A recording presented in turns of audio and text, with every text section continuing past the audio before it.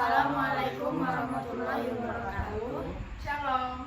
Jadi di sini kami akan mengobservasi rumah makan nasi goreng Depok Tanjung Mulia. Perkenalkan, nama saya Andriana Waliajana. Saya Sadeus Raharjo. Saya Melinda Agatha Rafaelago. Saya Nurul Kansa. Saya Detian Gigi. Untuk tipe dapur yang diambil untuk dapur ini adalah memakai letter O agar terlihat lebih leluasa. Perkenalkan, nama saya Sadeus Raharjo. Saya di sini sebagai pewawancara dan ini dengan Bapak siapa? Pak Saikun.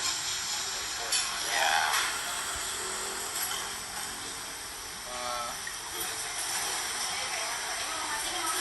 Pak D, ya, ini berdirinya depot ini gimana itu Pak D, ceritanya Pak D? Dirinya tahun 1997, kamu belum ada waktu itu. 97. Iya. Dengan nama Pak D? Ya. Namanya? Namanya Warung Muri. Iya.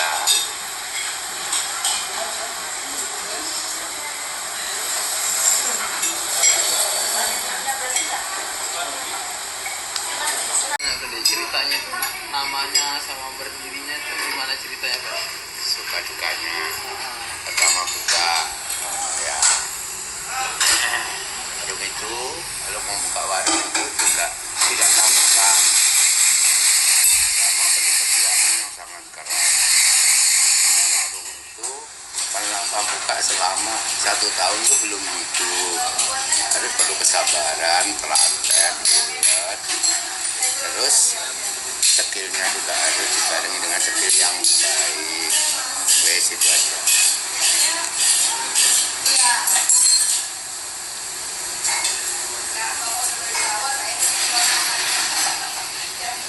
Kalau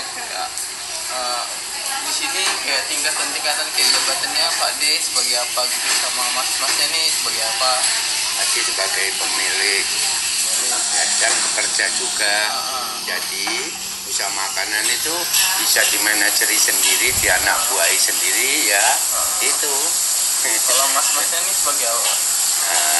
Boleh dikatakan kalau karyawan kan banyak ya, ini cuma ya mitra, sama-sama kerja bagi hasil begitu.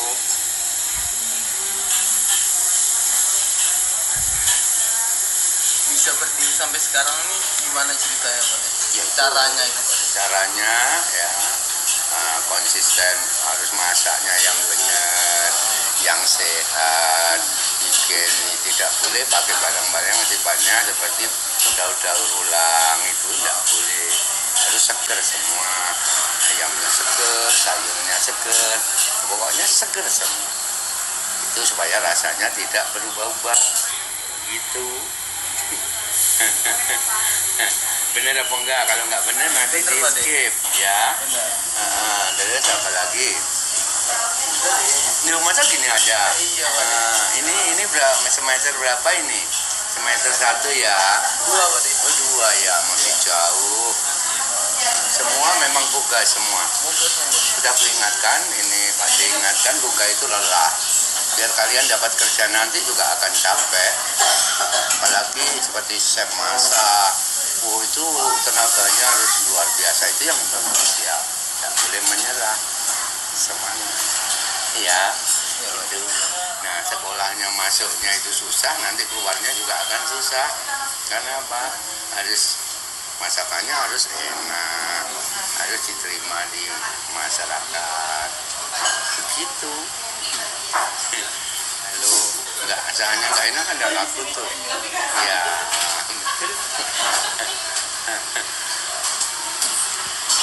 Tanya aja nggak apa-apa, pasti jawab kok apa adanya.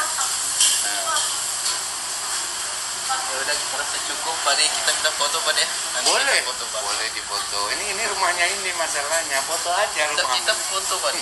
Foto bareng. Iya, foto Wah, bareng. ini harus ingat dulu ya, boleh. Ayo. Kekurangan pertama, menurut saya itu di kipas angin, karena kipas angin ini cuma 3, tapi saya yang makan di sana itu cukup kepanasan. Jadi saran saya mungkin kipas anginnya harus ada 5 atau ditambah lagi dengan ventilasi udara agar nggak begitu pengap.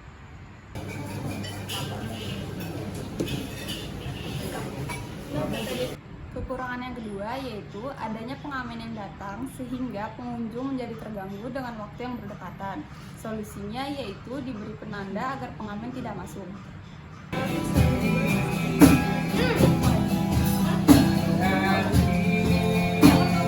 Permasalahan yang ketiga yaitu tembok yang lembab. Tetapi setelah saya lihat langsung ke sana, tidak semua tembok yang lembab, hanya beberapa saja.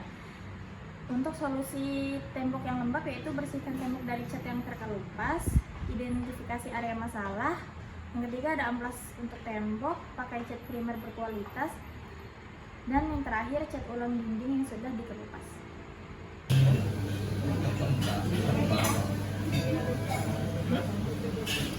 Jadi kekurangan yang keempat adalah kurangnya seorang dishwasher atau steward yang menyebabkan piring kotor yang menumpuk. Jadi solusinya adalah menambah seorang dishwasher atau steward agar tidak ada piring yang menumpuk.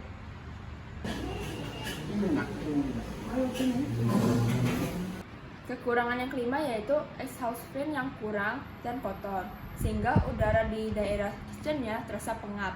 Solusinya menambah exhaust fan serta membersihkannya secara rutin, minimal 1 hingga 2 minggu sekali.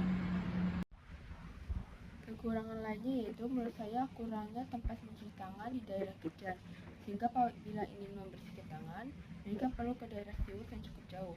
Hal ini akan memperos waktu dan juga mengganggu jalur lalu lintas di jalan. Setelah saya lihat lagi, tempat kitchen ini sudah cukup padat dengan barang-barang dan bahan untuk produksi makanan.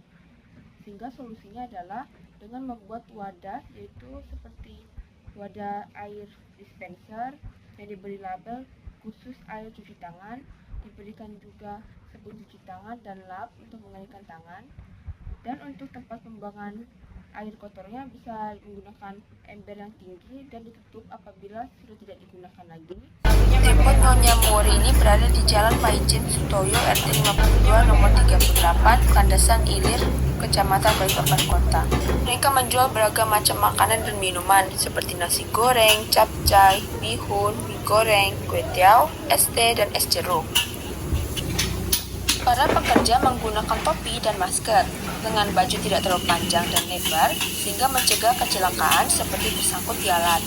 Mereka mengenakan kaos atau polo shirt sehingga tidak terlindungi dari panas api. Penjama makanan juga menggunakan sandal dan tidak mengenakan apron untuk melindungi diri bagian bawah. Bagian lantai bersih, untuk bagian meja memasak makanan sendiri akan dibersihkan setelah selesai memasak. Dinding daerah memasak menggunakan semacam seng sehingga mudah dibersihkan dari noda. Untuk daerah toilet, ada beberapa bagian yang tidak begitu bersih. Bagian ujung karpet di lantai dapur menuju keluar dapur dapat membuat orang tersandung, karena kaki tersangkut di antara karpet dan lantai. Mereka juga menyediakan tempat sampah di kitchen dan steward. Peralatan yang kotor akan dicuci menggunakan deterjen pembersih dan dilap atau polish, lalu disimpan dalam laci lemari kitchen. Ada juga yang ditaruh di atas meja makan tamu yang sudah dibersihkan sebelumnya. Untuk hygiene perorangan, para chef atau herb cooker mengenakan masker serta topi untuk melindungi makanan dari kontaminasi bakteri yang ada di mulut dan rambut maupun ketombe serta keringat yang ada di kepala. Pekerja tidak mengenakan aksesoris sehingga tidak mengontaminasi makanan maupun merusak aksesoris tersebut. Untuk hygiene makanannya, penyimpanan bahan makanan ada disimpan di dalam freezer dan chiller. Tujuannya untuk memperlambat pembusukan. Untuk bahan seperti sayuran yang siap dipakai, itu mereka taruh dalam lemari kaca, dan untuk botol bumbu ditaruh pada rak di daerah kitchen, dengan tujuan mempermudah penjama makanan mengolah produk. Mereka menggunakan 2 baskom untuk mencuci peralatan. Pertama, mereka menyisihkan sisa makanan maupun minuman. Untuk sampah padat ke tempat sampah, dan sampah cair ke wastafel. Lalu siram dengan air untuk membuang noda pada peralatan. Kedua, mereka menyabuni peralatan dan menggunakan ember pertama untuk menyiram atau membilas sebagian sabun. Ketiga, mereka menggunakan ember kedua untuk membilas peralatan dari sisa sabun yang ada, sekaligus untuk memastikan peralatan tersebut bersih dari sabun. Lingkungan kitchen tertata rapi dan bersih.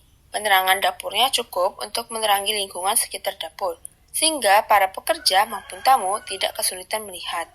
Lantai dapur dialasi seperti kain yang membuat lantai tidak licin. Terdapat exhaust fan di kitchen untuk pertukaran udara. Ventilasi di kitchen yang terhubung keluar lingkungan ditutupi oleh plastik agar tikus tidak dapat melewati ventilasi tersebut. Bagian kitchen menuju ke tempat makan tidak mempunyai pintu. Plafonnya cukup tinggi sehingga tidak membuat orang kesulitan bergerak. Sekian dari kami.